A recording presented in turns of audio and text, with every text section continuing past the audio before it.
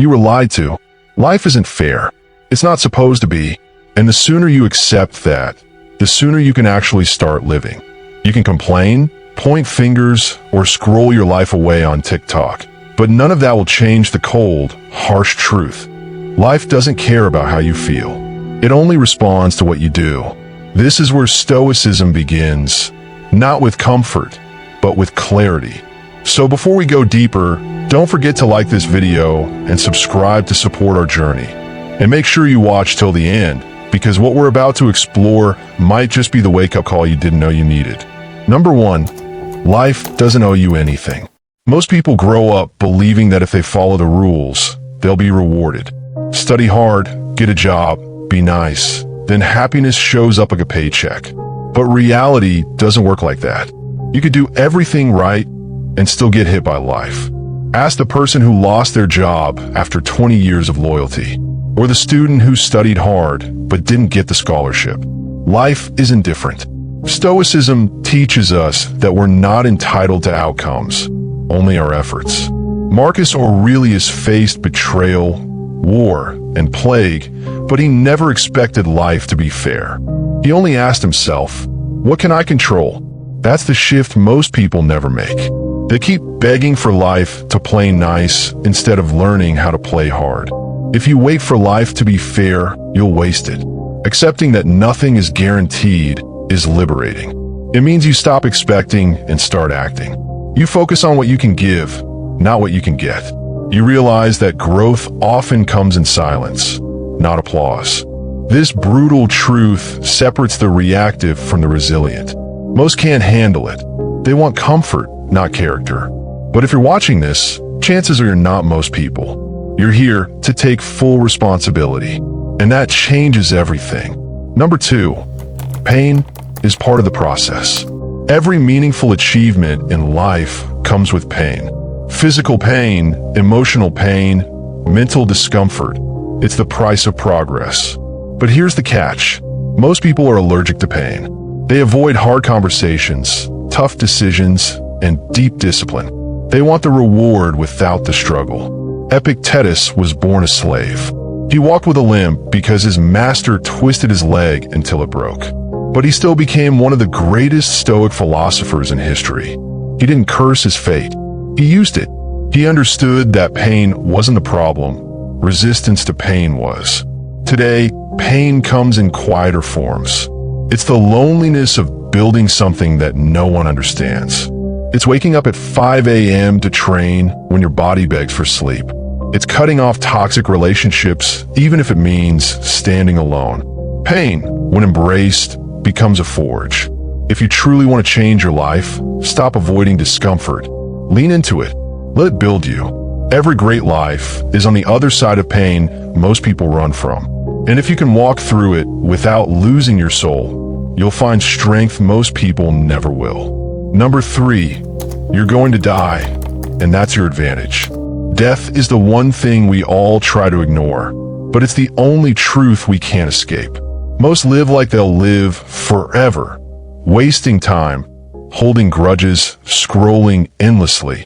Stoics practiced memento mori, remembering death, not to be morbid, but to stay focused on what truly matters. Seneca once wrote, "It is not that we have a short time to live, but that we waste much of it. If you're 30, you don't have 40 years left. You have 2,000 weekends left." That's it. This isn't meant to scare you. It's meant to shake you, to wake you up. Knowing you'll die should clarify your choices. What are you really doing with your time? Who are you spending it with? Are you building or just drifting? Are you living intentionally or just existing? Most people avoid these questions because the answers are uncomfortable. But facing death makes life more vivid. It removes the noise and brings focus. It helps you cut through the nonsense and live with urgency. The people who make the most impact are the ones who know their time is limited and act like it. Number 4, most people are sleepwalking through life. Take a look around. How many people do you know who are truly alive? Not just breathing, but alive, curious, present, focused, grounded. The truth? Most are asleep with their eyes open, numbed by distractions, chained by routine, deadened by comfort. And the saddest part? They think it's normal. Stoicism is a call to wake up, to look inward, to question everything you've been told, to realize that fulfillment doesn't come from having more, but from needing less, from mastering your mind, not your social status.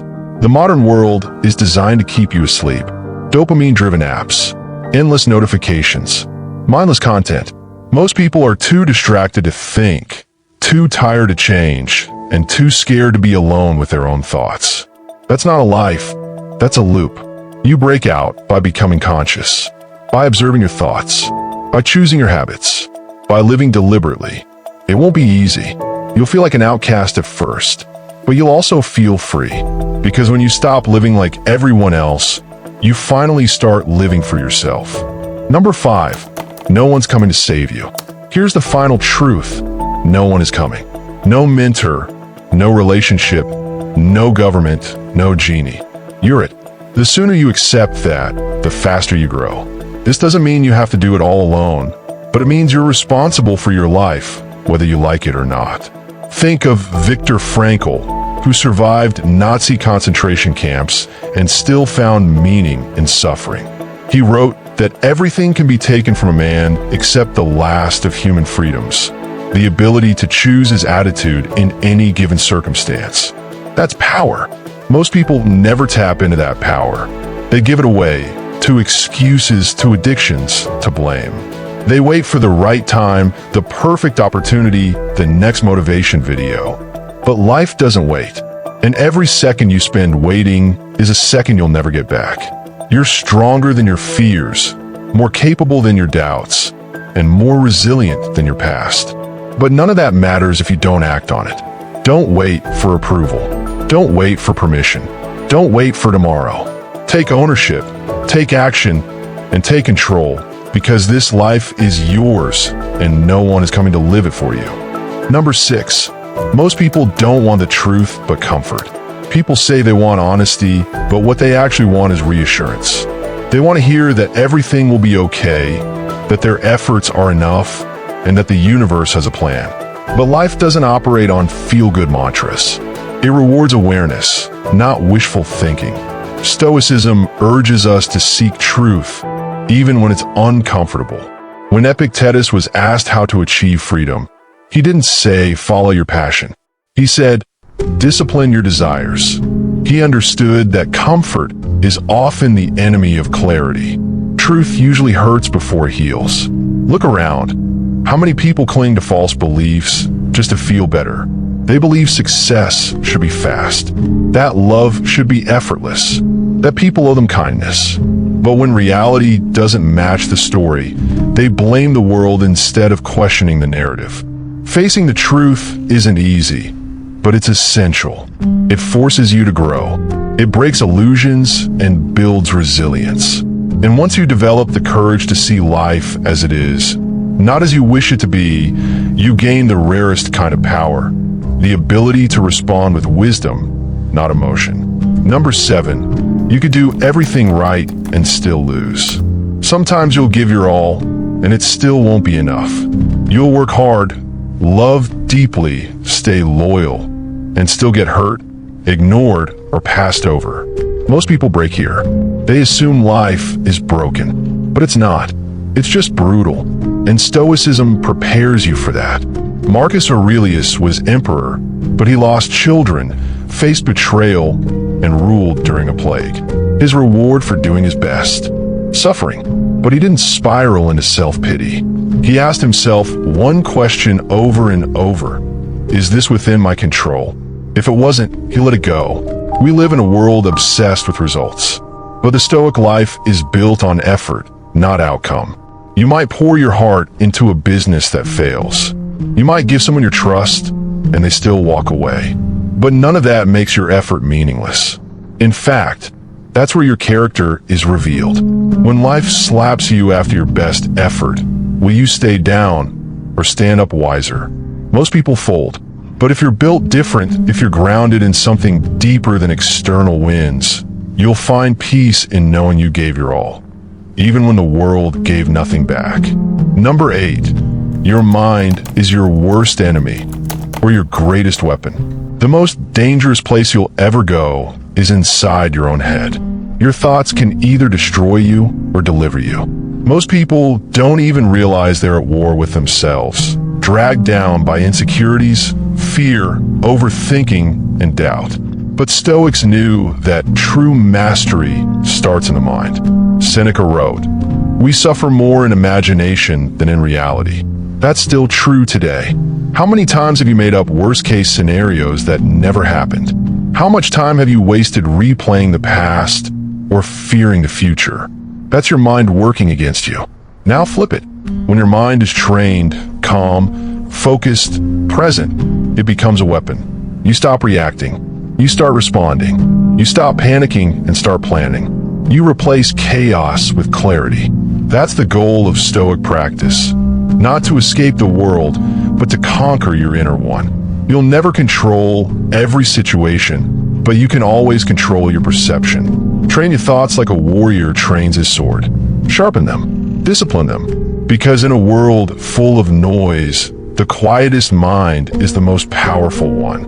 Number 9, nobody cares until you win. When you're struggling, no one notices. When you're failing, few support you. When you're just starting, people doubt you. That's the unspoken rule of life. And it hurts until you realize it's a blessing. Because real growth happens in the shadows, not the spotlight. Ask any successful person, and they'll tell you the early days were lonely. No applause, no validation, just pure grind. Thomas Edison failed over 1,000 times before inventing the light bulb. Marcus Aurelius journaled through pain and pressure with no audience but himself. They didn't wait to be seen. They kept building until they were undeniable. Most people can't handle being unseen. They want support now, recognition now. But the truth is, you're supposed to be overlooked in the beginning. It's a test. Will you keep going even when no one's watching? Will you believe in your mission before the world believes in you? Keep your head down and your standards high. Let your results speak for you. And when you finally break through, when the same people who ignored you suddenly admire you, stay grounded. Because it was never about their approval anyway. It was about becoming who you said you'd be. Number 10, distractions are killing your potential. Let's call it out. Most people aren't too busy. They're too distracted. They've traded focus for dopamine. They wake up and grab their phones before they even brush their teeth. They scroll more than they think, consume more than they create, and wonder why nothing changes. Stoicism teaches intentional living. That means cutting out what doesn't serve your soul. If you spend 3 hours a day numbing yourself with content, you're not resting, you're escaping. And every minute you give to mindless distraction is a minute stolen from your growth. Seneca once wrote, "While we waste our time hesitating and postponing, life is slipping away. If you don't take control of your attention, someone else will." Algorithms are not neutral. They're designed to keep you hooked. And if you're not careful, you'll look up one day and realize you've built a life on noise. Cut the crap. Unfollow the nonsense. Delete the apps if you have to. Set boundaries, not just to protect your time, but your mind, your energy, your ambition. Most people can't do this. But if you can, you'll rise faster than anyone expects, because your focus will become your superpower. If you're still watching, you are ready to face the truth, grow from it, and lead yourself in a world full of followers. Like this video, if it hits something real, subscribe to help our journey grow, and share this with someone tired of the lies. You don't need motivation. You need direction, and that's exactly what we give here.